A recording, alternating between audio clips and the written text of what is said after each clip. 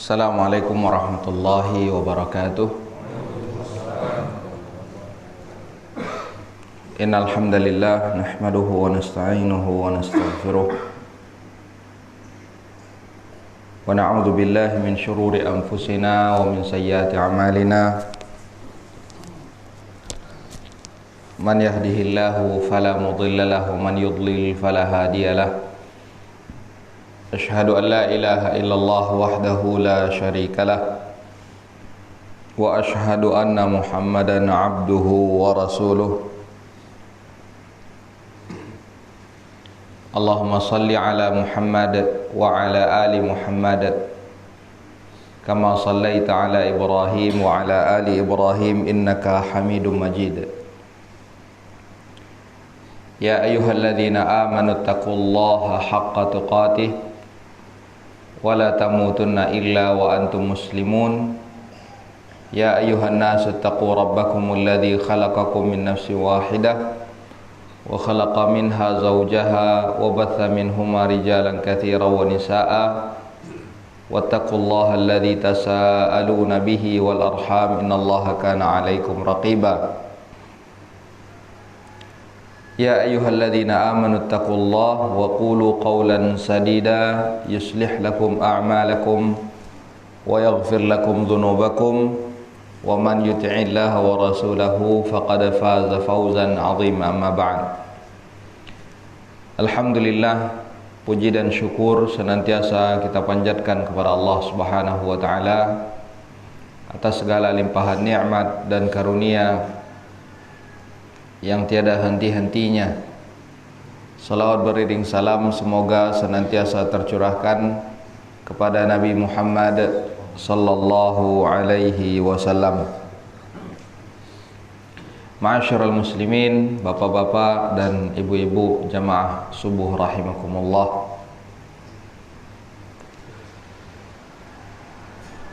Di antara pokok landasan agama yang merupakan salah satu di antara syarat diterimanya amal ibadah di sisi Allah Subhanahu wa taala adalah merealisasikan keikhlasan di dalam setiap ibadah.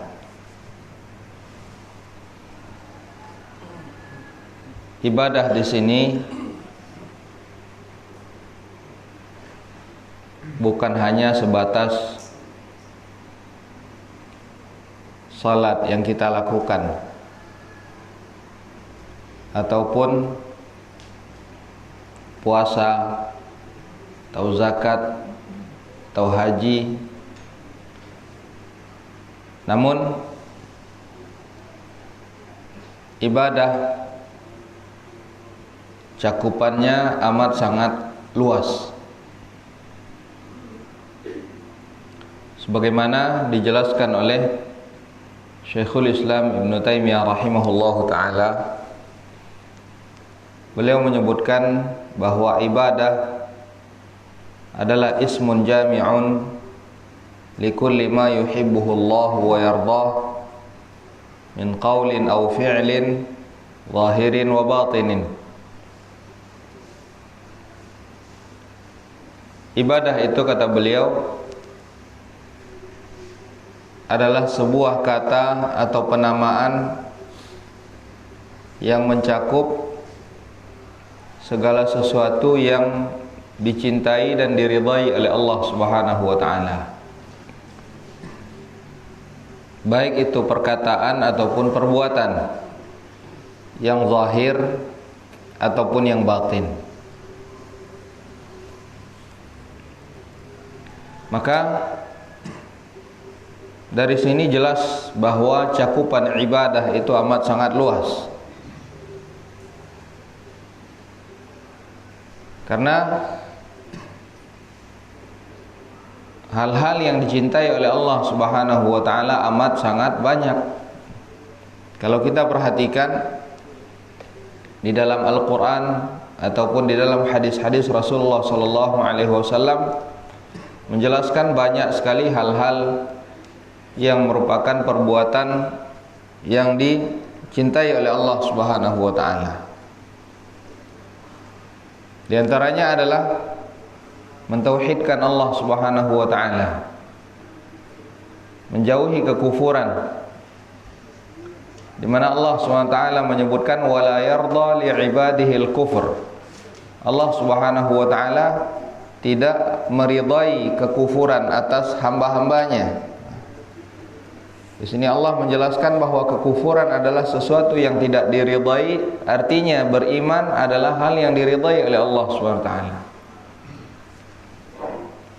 Begitu pula ketika Allah Subhanahu wa taala menyampaikan innallaha yuhibbut tawwabin wa yuhibbul mutatahhirin. Allah Subhanahu wa taala mencintai orang-orang yang senantiasa bertaubat dan orang-orang yang senantiasa membersihkan dirinya. Ini menunjukkan bahwa taubat juga merupakan ibadah.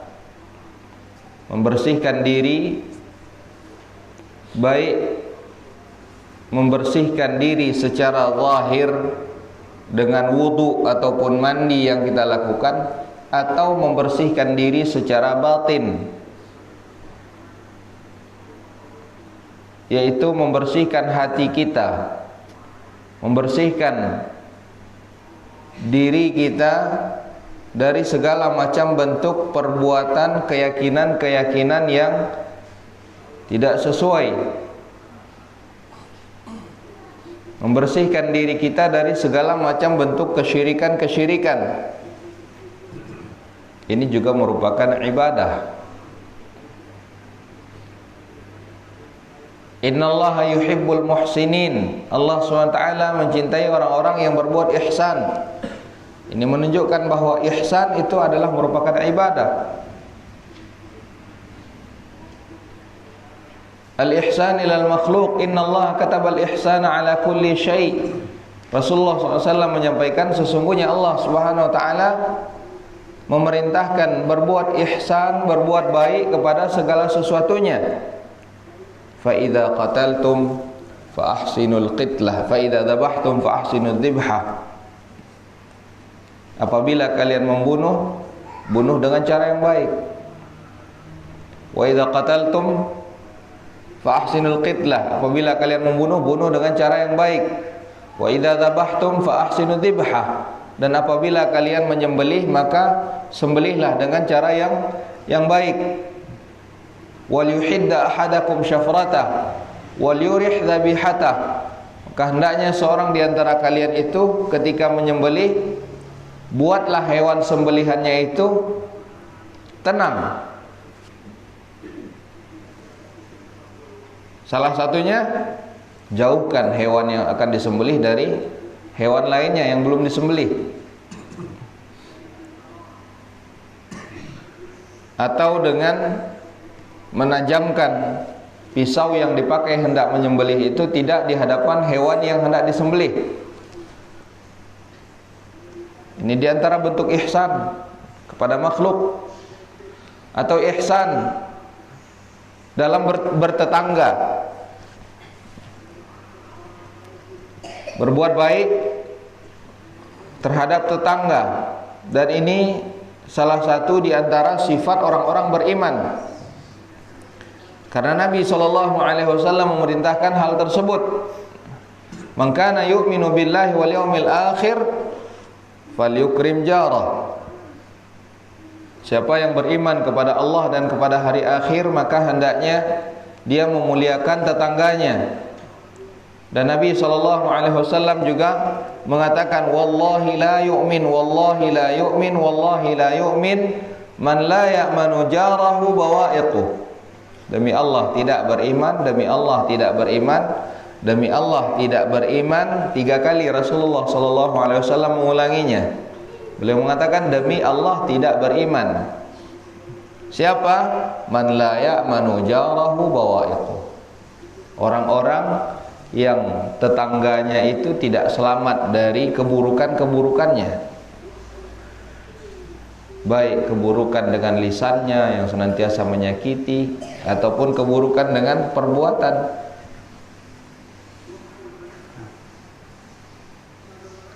Bahkan Nabi SAW perintahkan, "Idza tabakhta maghraqatan fa'aktir ma'aha wa ta'ahad jiranak." Jika memasak makanan, perbanyaklah kuahnya. Kemudian coba lihat tetangga-tetanggamu yang mungkin membutuhkan, bagi sedikit kepada mereka. Ini diantara perbuatan ihsan, dan ini juga merupakan ibadah. Bukan hanya ihsan dalam bertetangga, bahkan juga ihsan dalam rumah tangga. Allah perintahkan, wa'ashiruhunna bil ma'ruf. Khairukum khairukum li ahli wa ana khairukum li ahli. Allah perintahkan, pergaulilah mereka dengan cara yang baik. Pasangan kalian dengan cara yang baik. Perlakukanlah mereka dengan cara yang baik. Dan Rasulullah SAW menyampaikan, sebaik-baik kalian adalah yang terbaik bagi keluarganya, dan aku adalah yang paling baik di antara kalian terhadap keluarganya. Rasulullah SAW mencontohkan berbagai macam hal bagaimana beliau bermuamalah dengan keluarganya. Beliau membantu istrinya, beliau bertutur kata yang baik dengan istrinya. Begitu pula sebaliknya, Rasulullah SAW perintahkan pasangan yang lainnya untuk berbuat baik kepada pasangannya. Ini diantara bentuk ihsan juga, dan ini semuanya adalah merupakan ibadah. Jadi cakupan ibadah itu amat sangat luas. Dan kembali kita kepada awal pembahasan kita tadi, bahwa ibadah itu tidak akan diterima oleh Allah Subhanahu wa taala kecuali dengan apabila dilandasi dengan keikhlasan. Abu Uthman Sa'id An-Naisaburi rahimahullahu ta'ala, beliau mengatakan hakikat daripada keikhlasan itu, beliau mengatakan sidqul ikhlas nisyanu ru'yatil khalqi lidawamin nadhari ilal khaliq. Hakikat kebenaran dari keikhlasan itu adalah apa? Nisyanu ru'yatul khalqi lidawamin nadhar ilal khaliq. Melupakan pandangan manusia. Karena apa? Karena senantiasa melihat kepada Al-Khaliq, melihat kepada Allah SWT, sehingga tidak memperdulikan lagi pandangan manusia. Kita melupakan pandangan manusia. Karena apa? Karena kita sudah senantiasa melihat kepada Allah SWT, melihat kepada ganjaran dari Allah Subhanahu wa taala. Karena apa yang ada di sisi Allah SWT itu lebih besar. Kemudian kata beliau, wal ikhlas an turida biqalbika wa amalika wa fi'lika ridha Allah ta'ala khaufan min sakhatillah ka'annaka tarahu bihaqiqati amalik. Dan ikhlas itu engkau menginginkan dengan hatimu, begitu pula dengan amal perbuatan yang engkau lakukan, engkau mengharapkan semata-mata hanya ridha Allah. Kenapa? Khaufan min sakhatillah, karena khawatir, takut terhadap kemurkaan Allah Subhanahu wa taala. Seakan-akan engkau melihat Allah Subhanahu wa taala, dan Allah Subhanahu wa taala pun melihatmu, hingga hilanglah perasaan riya. Ikhwatal iman a'azani Allah wa iyyakum. Syekh Muhammad bin Shalih Al-Utsaimin rahimahullah ta'ala, beliau menjelaskan bahwa agar seorang itu dapat ikhlas di dalam setiap amal perbuatannya, maka ketika dia hendak beramal atau ketika dia hendak berkata, setiap dia hendak melakukan suatu perbuatan ibadah, maka hendaknya dia renungkan terlebih dahulu, apa yang hendak dia lakukan ini adalah hal baik atau buruk? Apakah yang akan dia lakukan atau dia ucapkan ini perkataan ataupun perbuatan yang mendatangkan pahala atau tidak? Kalau hal tersebut mendatangkan pahala, maka dia lakukan. Kalau tidak, sebaiknya dia tinggalkan, karena tidak ada gunanya. Justru akan memperberat hisabnya nanti di sisi Allah Subhanahu wa taala, karena dia akan dipertanyakan setiap hal. Dan Rasulullah SAW menyampaikan, min husni islamil mar'i tarkuhu ma la ya'ni. Di antara tanda baiknya keislaman seseorang itu adalah dia meninggalkan segala sesuatu yang sama sekali tidak ada faedahnya. Karena seorang mukmin itu kayyisun fatin, cerdik, pintar, senantiasa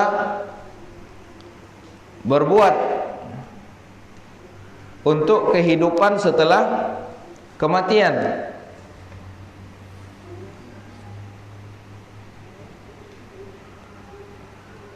Maka dia akan melihat segala sesuatu yang bermanfaat bagi dirinya di kehidupan akhiratnya.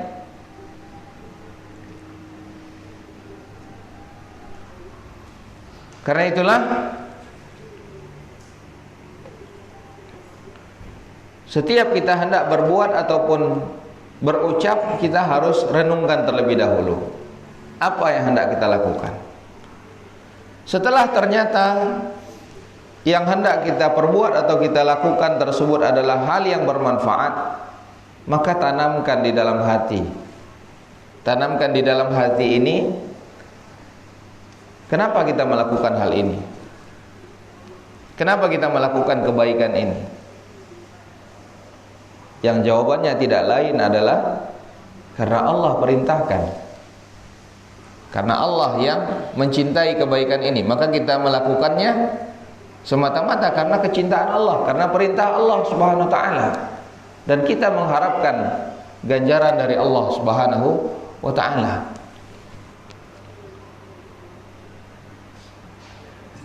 Tidak mengharapkan hal-hal lainnya. Maka hal tersebut akan membantu kita agar senantiasa dapat ikhlas. Karena sebagaimana kita sampaikan tadi, bahwa ikhlas ini adalah merupakan pokok landasan. Bahkan setiap ibadah itu haruslah dilandasi dengan keikhlasan. Sehingga kalau kita melihat para ulama dahulunya senantiasa mengingatkan tentang perkara keikhlasan ini. Bahkan kalau Bapak Ibu mungkin kalau di sini ada kitab Riyadhus Shalihin, bisa dilihat bab pertama yang dibawakan oleh Imam Nawawi itu adalah terkait dengan ikhlas. Babul ikhlas wa ihdharun niyyah. Bab tentang keikhlasan serta keharusan bagi kita untuk senantiasa menghadirkan niat. Karena ini perlu pembiasaan. Karena suatu amalan kalau tidak ada niatnya, itu bisa jadi dia tidak bernilai di sisi Allah SWT. Banyak hal-hal yang kita lalui di dalam kehidupan kita yang sebenarnya itu dapat bernilai ibadah, tapi menjadi tidak bernilai sama sekali. Karena apa? Karena tidak ada niatnya. Bapak Ibu sekalian, dalam keseharian kita, kalau kita hanya menjadikan ibadah kita hanyalah salat semata, berapalah banyak ibadah yang dapat kita raup pahalanya di sisi Allah Subhanahu wa taala. Karena mungkin salat di antara kita mungkin hanya ada yang salatnya hanya salat 5 waktu saja. Salat 5 waktu yang dia lakukan umumnya hanya 10 menit setiap salatnya.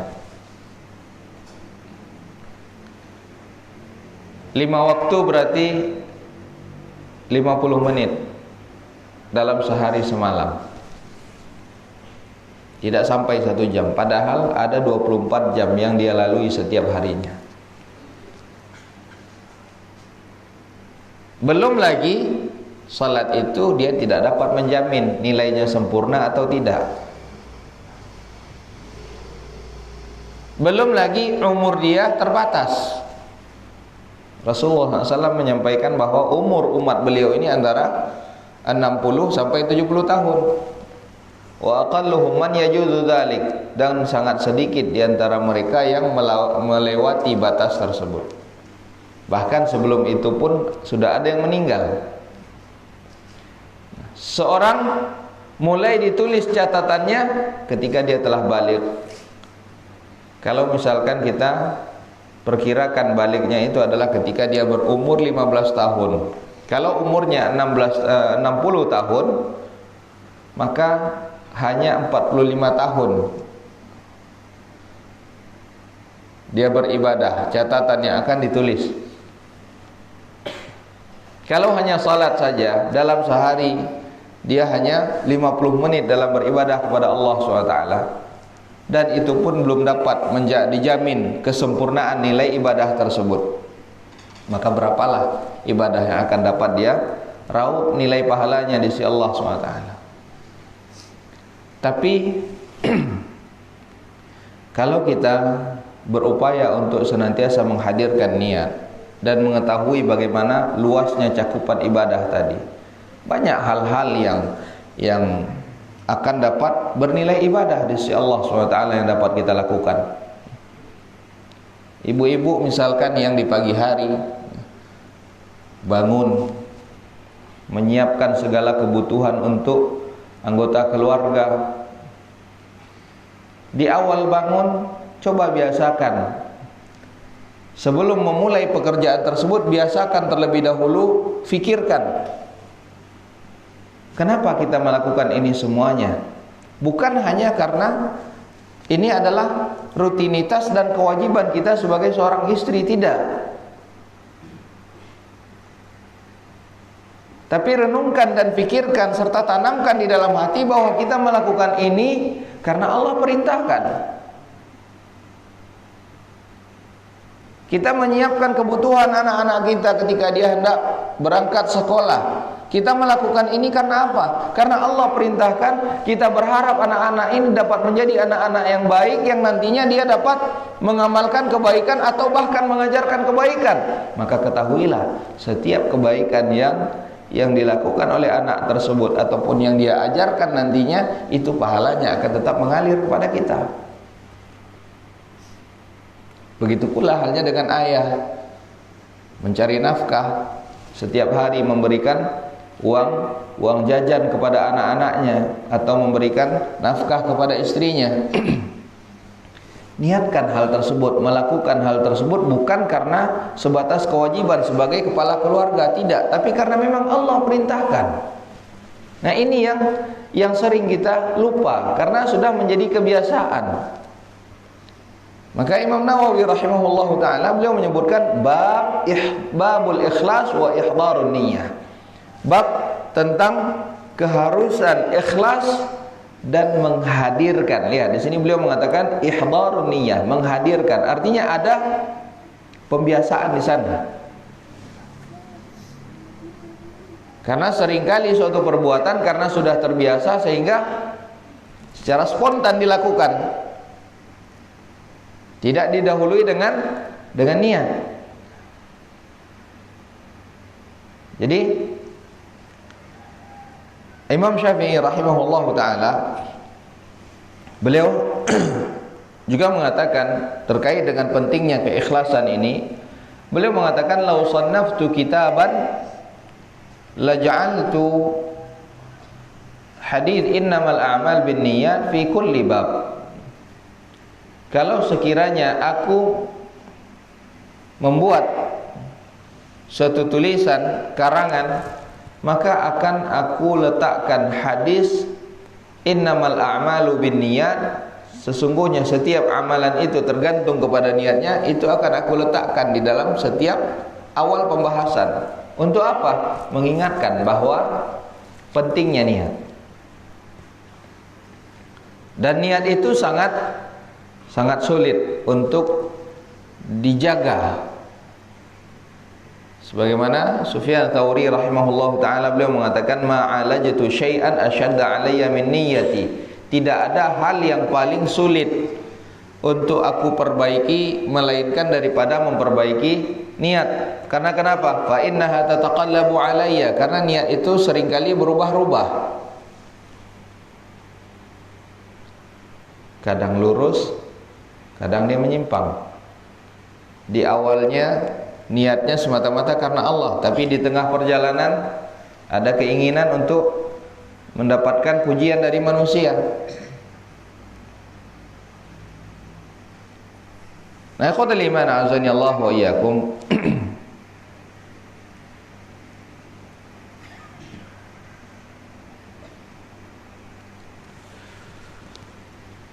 Di antara barometer yang dapat kita pergunakan untuk mengukur kadar keikhlasan di dalam diri kita, yaitu adalah dengan tidak memperdulikan makhluk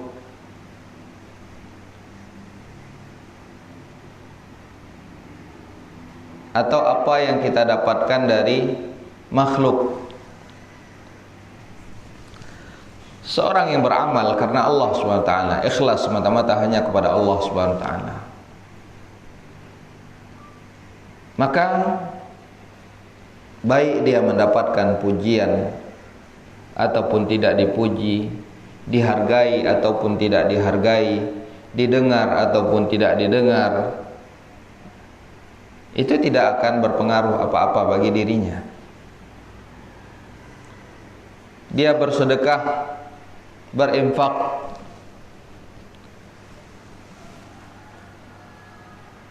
tidak akan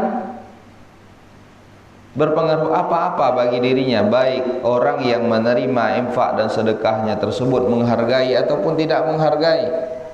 Karena sesungguhnya dia telah yakin bahwa apa yang dia lakukan itu semata-mata dia mengharapkan dari Allah, dan insya Allah apa yang dia lakukan itu tertulis di sisi Allah SWT, baik diakui ataupun tidak diakui oleh makhluk, diterima ataupun tidak diterima oleh makhluk. Dia tidak akan merasa marah sedikit pun. Maka lihatlah bagaimana Nabi SAW, bagaimana kerasnya halangan dan rintangan yang dihadapi oleh Rasulullah SAW.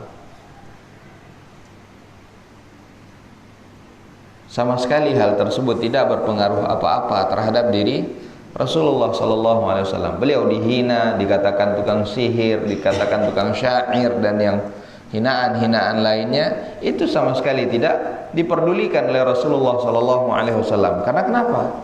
Yang beliau harapkan hanyalah dari Allah SWT.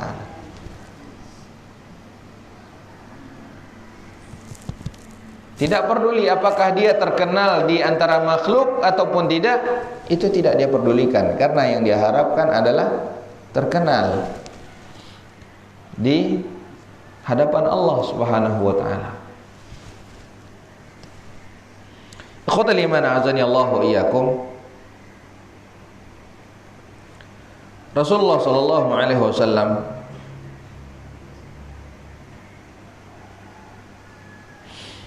mengatakan dalam hadis yang diriwayatkan oleh Imam Muslim rahimahullahu taala, "Ma ju'ila rifqu fi syai'in illa zanah, wa ma nuzi'a an syai'in illa syanah." Tidaklah satu kelembutan itu diberikan kepada sesuatu, sikap lemah lembut. Tidaklah suatu kelembutan itu diberikan kepada sesuatu illa zana, melainkan dia pasti akan menghiasinya. Artinya hal tersebut akan terlihat indah ketika kelembutan ada pada hal tersebut. Wa ma nuzi'a an syai'in, dan tidaklah kelemah lembutan itu dicabut dari sesuatu illa syanah, melainkan dia akan memperburuknya. Dan Allah Subhanahu wa taala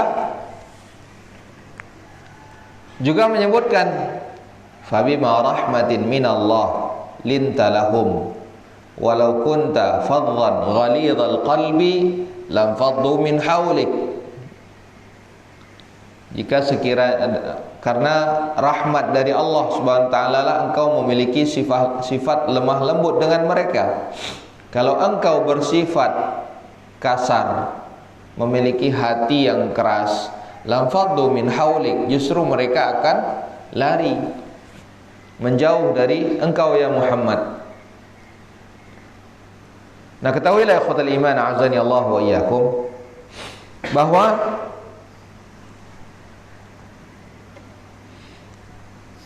yang dimaksud dengan kelemah lembutan di sini adalah ittiba'us sunnah. Itu mengikuti sunnahnya Nabi sallallahu alaihi wasallam, mengikuti ajarannya Rasulullah sallallahu alaihi wasallam, karena beliaulah teladan bagi kita dalam segala sesuatunya. Dalam beribadah, dalam berdakwah, dalam bermuamalah, beliaulah teladan bagi kaum muslimin. Laqad kana lakum fi Rasulillahi uswatun hasanah. Sungguh telah terdapat teladan yang baik di dalam diri Rasulullah sallallahu alaihi wasallam. Jadi sifat lemah lembut di sini adalah dengan mengikuti sunnahnya Rasulullah sallallahu alaihi wasallam. Adapun al-ajalah itu adalah merupakan mengikuti hawa nafsu.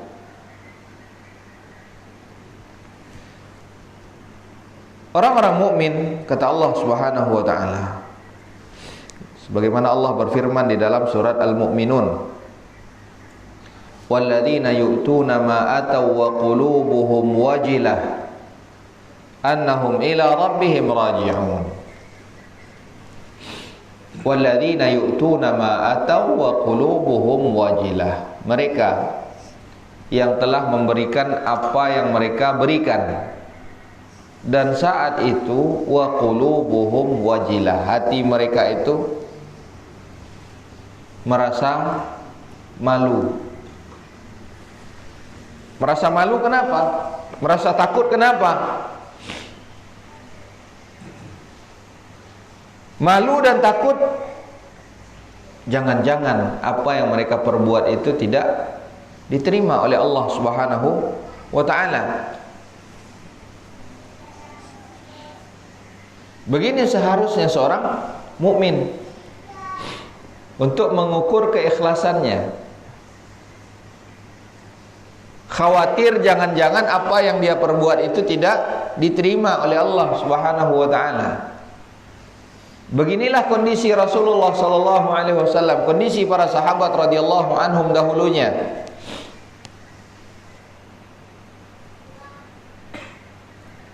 Inilah kondisi seperti inilah yang membuat mereka semakin bersemangat di dalam beribadah kepada Allah Subhanahu wa taala. Rasulullah sallallahu alaihi wasallam, beliau yang telah mendapatkan jaminan dari Allah Subhanahu wa taala, diampuni segala dosa beliau, dan telah mendapatkan jaminan dari Allah, jaminan surga, namun beliau melaksanakan salat sampai kaki beliau menjadi bengkak karena lamanya berdiri.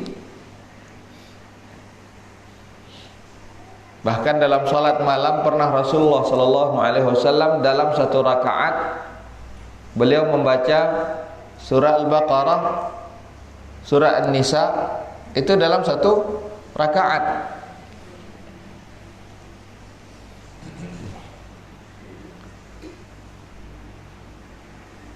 Di antara kaum muslimin, imam membaca surat Sajadah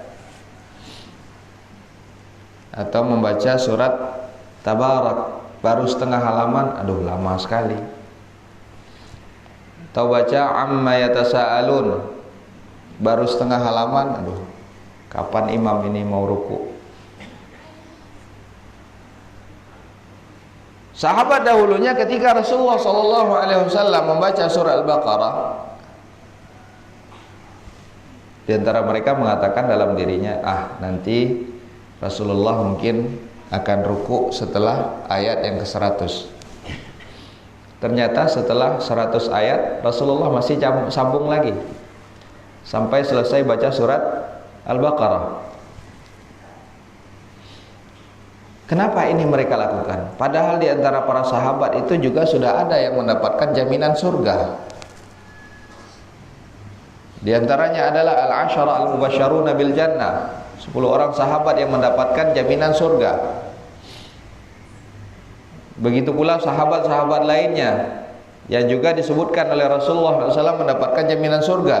Bilal, Uqasyah, juga di antara sahabat yang mendapatkan jaminan surga. Bilal dijelaskan oleh Rasulullah SAW bahwa Rasulullah telah mendengarkan telapak kaki Bilal di surga. Karena apa? Karena setiap kali beliau itu berhadas, beliau berwudu kembali, perbaharui wudunya, kemudian beliau sholat 2 rakaat. Ini Bilal, perbuatan yang sangat mudah dan menjadi sebab beliau mendapatkan keutamaan tersebut. Para sahabat yang turut serta dalam perang Badar, yang mana Nabi SAW mengatakan terkait dengan sahabat-sahabat yang turut serta dalam perang Badar ini, wa ma yudrik anna Allah tala ala ahli badrin faqala fa'alu ma syi'tum faqad ghafartu lakum. Allah berkata kepada mereka yang turut serta dalam perang Badar, berbuatlah sesuka hati kalian, lakukanlah apa yang hendak kalian lakukan, ketahuilah aku sudah ampuni kalian. Tapi apakah itu melemahkan semangat mereka dalam beribadah? Tidak. Justru semakin semangat mereka dalam beribadah kepada Allah SWT. Karena kenapa? Karena mereka merasa khawatir, jangan-jangan apa yang mereka lakukan itu tidak diterima oleh Allah SWT. Hal itulah yang memotivasi mereka untuk senantiasa semakin semangat di dalam beribadah kepada Allah SWT. Dan ketahuilah ikhwatul iman, azani Allah wa iyyakum, tadi dalam ayat yang sudah kita dengarkan di dalam salat tadi,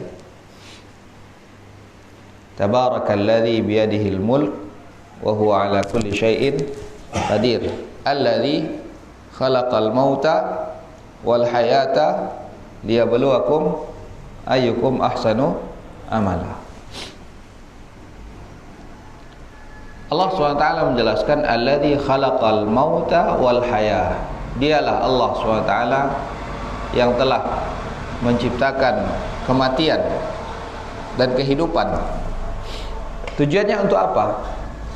Liyabluwakum ayyukum ahsanu amala, untuk menguji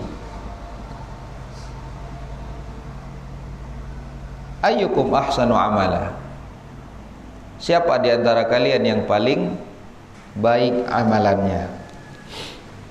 Apa yang dimaksud dengan yang paling baik amalannya?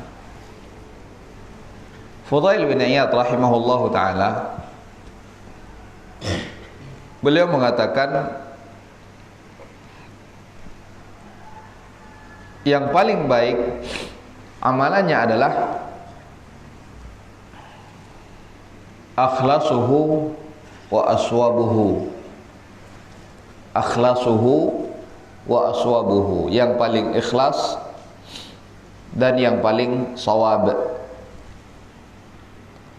Al-ikhlas adalah makana lillah, segala sesuatu yang semata-mata hanya karena Allah.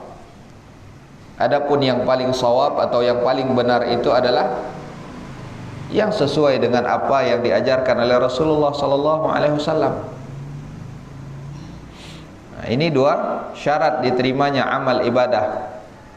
Faman kana yarju liqa'a rabbih falyamal 'amalan shalihan wa la yusyrik bi'ibadati rabbih ahada. Dalam surah Al-Kahfi Allah SWT mengatakan faman kana yarju liqa'a rabbih, siapa yang berharap perjumpaan dengan Allah SWT, falyamal 'amalan shalihan, maka hendaknya dia beramal salih. Dan suatu amalan tidaklah dikatakan sebagai amalan salih kecuali seperti apa yang diajarkan oleh Rasulullah SAW. Karena Rasulullah sudah mengajarkan segala sesuatunya.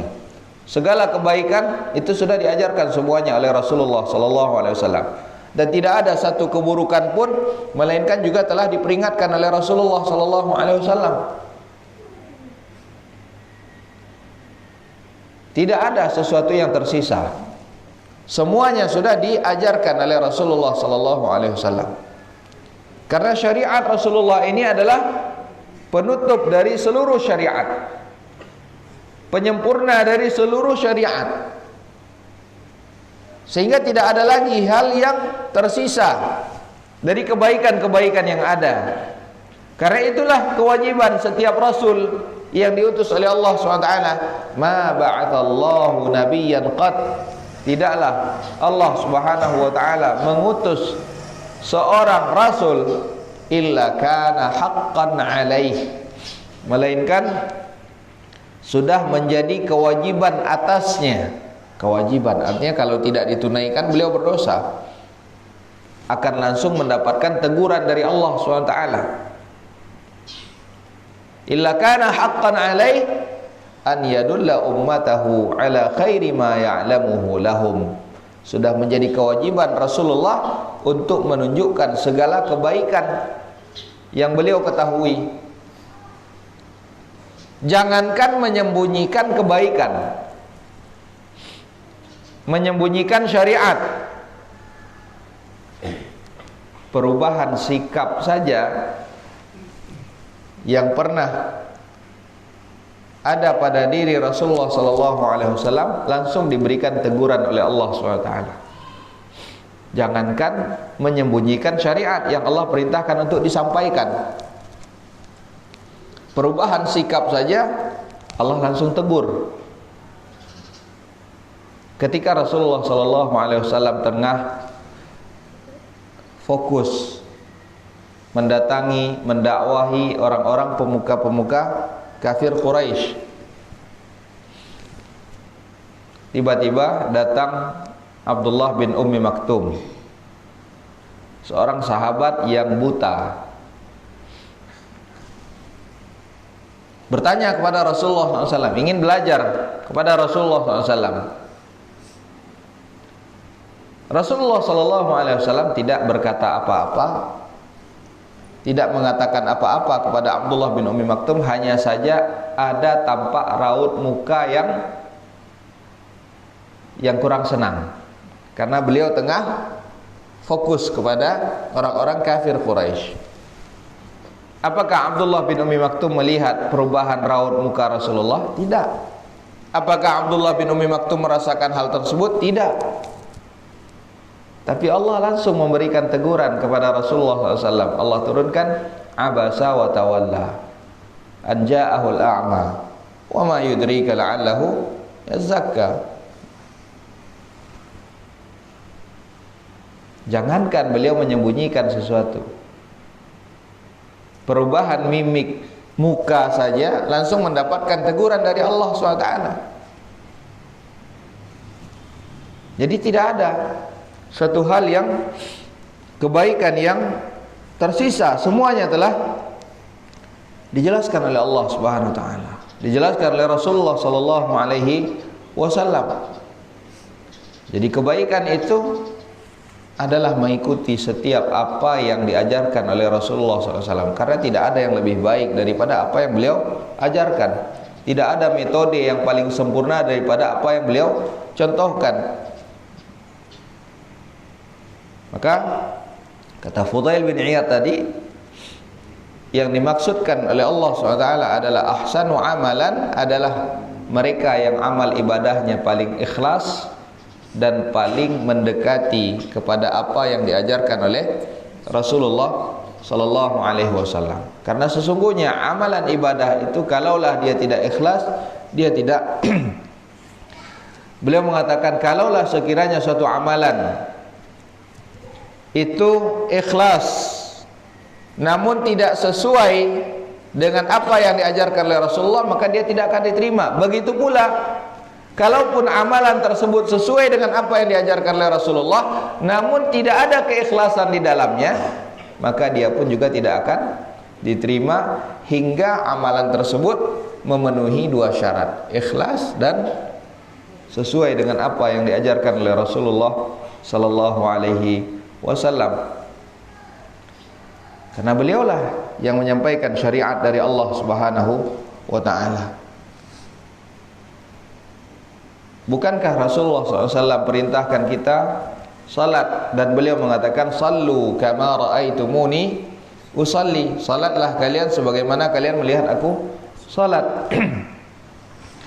Maka ini menunjukkan keharusan bagi kita untuk mengikuti Rasulullah sallallahu alaihi wasallam.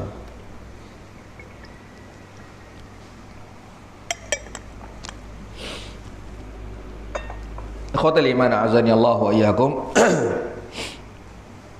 Pembahasan ini kita awali pada awal pertemuan kita ini karena memang keikhlasan ini adalah sesuatu yang selalu kita butuhkan. Dengan ini insyaallah taala kita berharap pahala yang besar di sisi Allah Subhanahu wa taala. Karena kalaulah kita bersandarkan hanya kepada ibadah salat kita saja, berapalah banyak nilai ibadah yang dapat kita raup. Karena ibadah ini ibadah yang tampak, salat ini adalah ibadah yang tampak, dan itu sangat rentan sekali kepada riya. Rentan sekali kita melakukan salat itu untuk dipuji oleh orang lain. Tapi banyak hal-hal lainnya, hal-hal kecil yang tersembunyi, yang apabila kita niatkan karena Allah itu akan bernilai tinggi. Abdullah bin Mubarak rahimahullahu taala, beliau mengatakan rubba amalin saghirin tu'azzimuhu an-niyyah wa rubba amalin kabirin tusaghiruhu an-niyyah. Betapa banyak di antara amalan yang sebenarnya itu kecil, nilainya itu tidaklah seberapa, namun menjadi besar nilainya di sisi Allah SWT karena niatnya. Dan begitu pula betapa banyak amalan yang besar namun menjadi tidak bernilai apa-apa di sisi Allah SWT juga karena niat.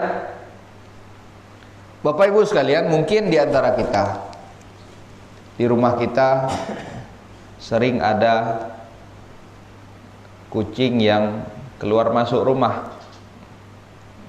Bapak Ibu sekalian, kalaupun mungkin kita emosi ketika lauk kita itu ada yang hilang, ternyata sudah diambil oleh kucing, tahan emosi. Mau surga atau tidak? Allah SWT menyebutkan sari'u ila maghfiratin min rabbikum wa jannatin 'arduha as-samawati wal ardu 'iddat lil muttaqin alladzina yunfiquna fis sarra'i wad dharra wal kadhiminal ghaidha wal 'afina 'anil nas. Bersegeralah kepada ampunan serta surga dari Allah yang luasnya seluas langit dan bumi, yang Allah peruntukkan bagi orang-orang yang bertakwa. Siapa mereka di antaranya? Alladzina yunfiquna fis sarra'i wad dharra, mereka yang menginfakkan hartanya baik dalam kondisi senang ataupun dalam kondisi susah. Wal kadhiminal ghaidha, dan mereka yang dapat menahan amarahnya. Jadi Bapak Ibu sekalian, kalau ada kucing yang mencuri makanan kita, tahan emosi, jangan sampai langsung kucing tersebut disipak. Bahkan ada yang lebih parah lagi, kucing disiram dengan air panas. Jangan. Tahan emosi, ganjarannya adalah surga. Di sisi lain Bapak Ibu sekalian, kalau sampai kita dapat menahan emosi dan saat itu juga kita dapat meniatkan itu adalah kebaikan untuk makhluk, maka ganjarannya lebih tinggi di sisi Allah SWT. Rasulullah pernah menyebutkan seorang wanita yang pezina, dia melihat anjing yang kehausan, diambillah air, diberikan minum kepada seekor anjing tersebut. Allah ampuni dia, Allah masukkan dia ke dalam surga. Nah, ini perbuatan-perbuatan sepele yang remeh, yang mungkin kadang-kadang kita tidak pedulikannya. Kita jalan misalkan, di jalan kita melihat ada paku yang mungkin dapat membahayakan orang lain, kita singkirkan. Biasakan setiap kali kita melakukan hal-hal kecil seperti itu, biasakan untuk menghadirkan niat. Karena bisa jadi hal-hal sepele seperti itulah yang sangat tinggi nilainya di sisi Allah SWT. Belum tentu salat yang kita lakukan ini bernilai tinggi di sisi Allah SWT. Karena ada orang yang berjihad, ada orang yang menginfakkan hartanya di jalan Allah, ada orang yang belajar ilmu, membaca Al-Quran, namun justru jihad, kemudian ilmu serta membaca Quran yang dia lakukan, infak yang dia lakukan, justru itu yang menyebabkan dirinya diseret, dicampakkan ke dalam neraka. Karena apa? Karena niat tadi. Inilah yang dimaksudkan oleh apa yang dikatakan oleh Abdullah bin Mubarak rahimahullahu ta'ala tadi. Betapa banyak diantara hal kecil yang menjadi tinggi nilainya di sisi Allah SWT karena niat, dan begitu pula betapa banyak hal-hal yang besar namun justru menjadi kecil, tidak bernilai apa-apa di sisi Allah SWT karena niat.